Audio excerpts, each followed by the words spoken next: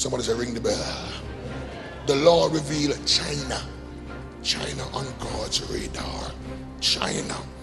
The judgment of God is upon China. The elements are about to turn on China because they have not turned unto the Lord. And they have involved themselves in persecuting the saints of God. And the judgment of God is there. June 30th, 2012. A strong 6.3 magnitude earthquake rattled China's northwestern Xinjiang region, injuring 17 people and cutting electricity to some residents who lived near the epicenter of the earthquake.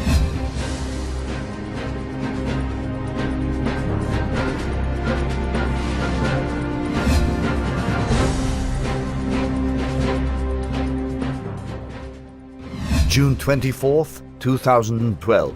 A 5.7 magnitude quake struck China, followed by an aftershock only 2 minutes later, killing 2 people and injuring hundreds. Telecommunication were also cut off as a result of the quake.